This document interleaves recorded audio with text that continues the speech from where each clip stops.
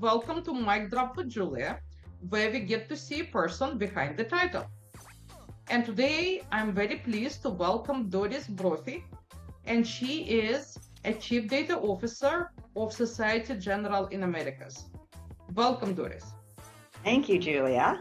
Before we get started, I do need to put out my compliance disclaimer that everything I express today will be my opinion and not the opinion of Societe Generale. And given my questions, yes, they're definitely your opinion. So the first question for you, as you think back on your career, what do you wish you knew when you started that you know now? Yeah, it's an easy question to answer, Julia, but it was a hard lesson to learn.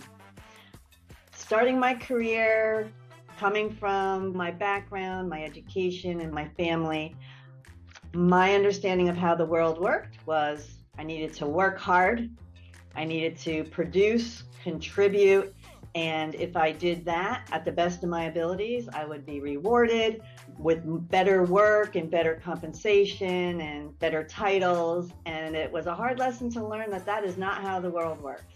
I needed to really look at relationships and maintaining through intention and networking. I didn't even know those things coming into my career early, but something maybe I was advised, but I didn't really believe, and I really had to change. It's not my natural inclination. My natural inclination is me and the computer. We're going to get this done. I have to bring myself out and make sure I'm out and about.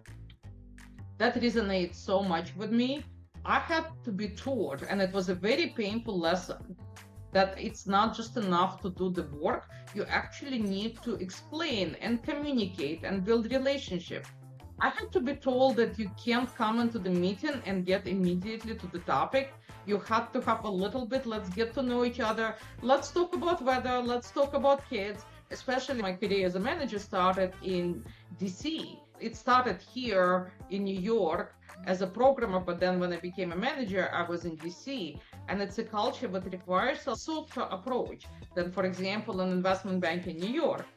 Well, my problem is because it's not natural for me, I sometimes forget how many kids people have. So I have to learn how to kind of get around that. So that's been a challenge. Yeah, so you have to make this intentional time to log those things in your brain or write them down if you're not going to remember. To really remember names, I'm still not great at remembering everyone's names and, like you said, their personal circumstances. But yes, it's really important. You've done well. Given that you're now CDO of a very large bank, you've learned your lesson really well. I would say I have, yet at the same time, it's still not my nature. I still have to do it on purpose. Sometimes I have to put the time in my calendar that says, get up and walk around the floor.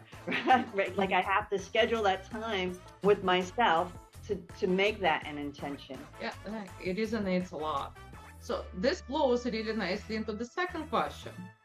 Imagine you're standing in front of the room of data management professionals. What would be your advice for them? Yeah.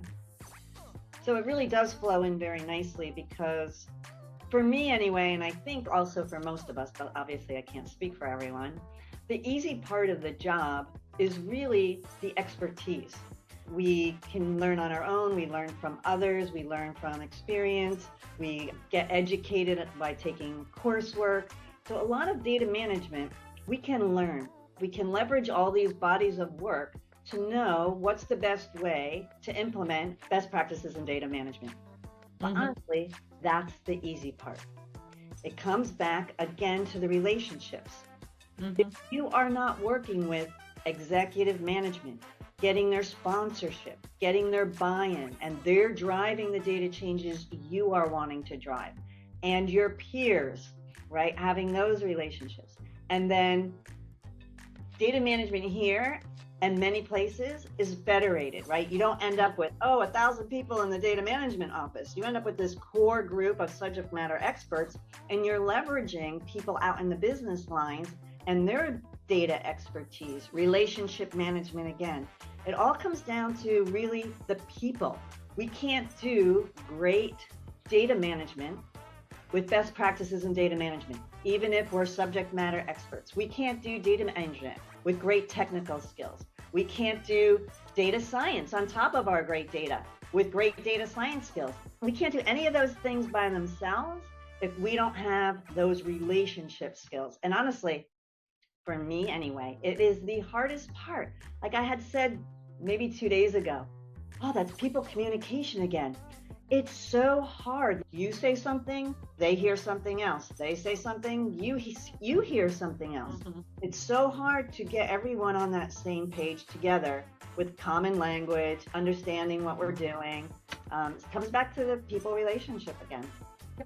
Yeah, it's change management job. It's not really a technical job. Exactly. It's change management job, because what we do, especially for the companies with the history of the banks, there is a lot of work and habits that have been built, not to mention a lot of technologies that have been built, and you have to change that to do effective data management.